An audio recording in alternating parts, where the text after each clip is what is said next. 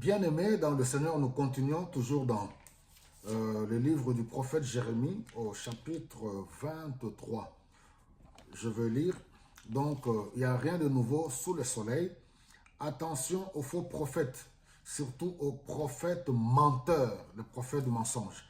Regardez le verset 16. Bien que ici, c'est dans le contexte du royaume de Juda, dans l'Ancien Testament, je me permets de sortir de ce contexte et puis utiliser ce tableau, juste le tableau, parce que s'il faut expliquer les choses ici, dans l'Ancien Testament, par rapport à l'appel de Jérémie, le royaume de Juda, le royaume du Nord, Israël, voilà, la déportation en Babylonie, c'est des longs enseignements. Ici, avec des petits moments que nous avons, nous nous permettons de dire l'essentiel qui nous permettra, voilà, de nous édifier et d'aller de l'avant. Au verset 16, il dit, voici ce que déclare le Seigneur de l'univers. N'écoutez pas ce que vous disent les prophètes. Ils vous bercent d'illusions, les révélations qu'ils annoncent sortent de leur propre esprit. Cela ne vient pas de moi.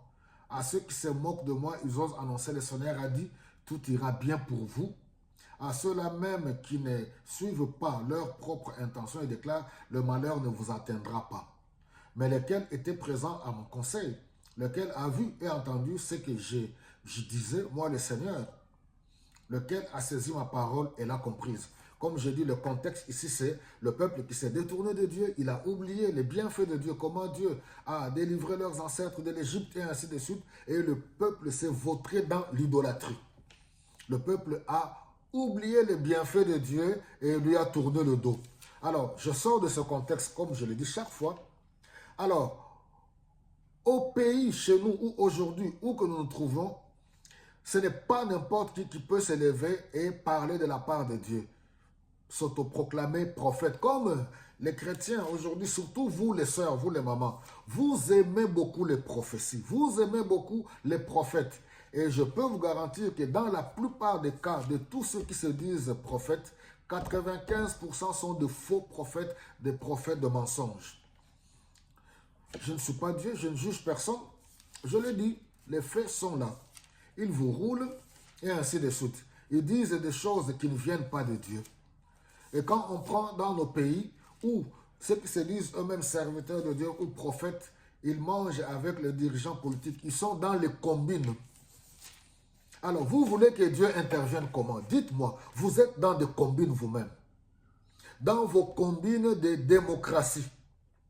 Et quand je prends toutes les nations, les grandes puissances jusqu'aux petites puissances, les dirigeants politiques et ceux qui sont appelés à être les conducteurs des frères, c'est-à-dire les dirigeants religieux, les dirigeants spirituels, eux-mêmes sont vautrés dans le faux, dans le mensonge.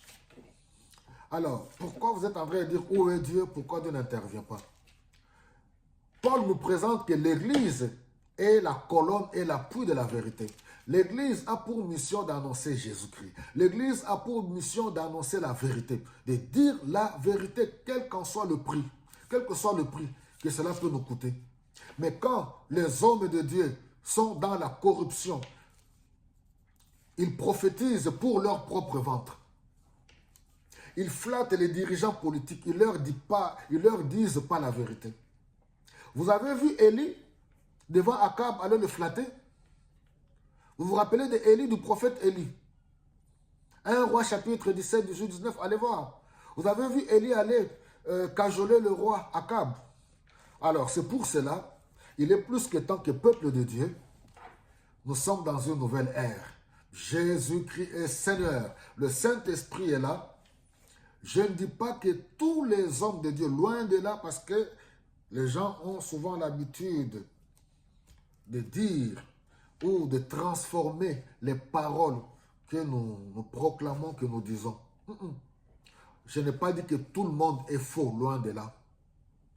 Mais aujourd'hui, dans la plupart des cas, beaucoup sont faux. Lisez les Écritures.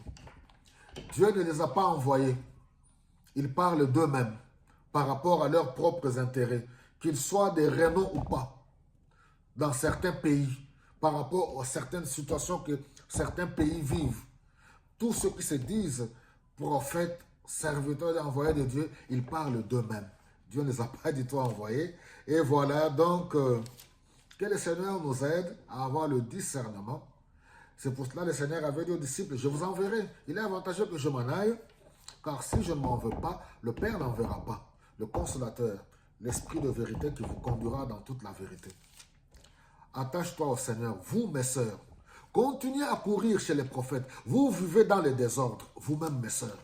Dans la plupart des cas, permettez-moi de vous le dire, l'instabilité, vous vivez dans le désordre et vous courez derrière les prophètes pour que les prophètes vous disent que Dieu m'a dit, tu vas être béni, tu vas te marier, voilà, tu vas voyager, Dieu m'a révélé, tu vas être prospère.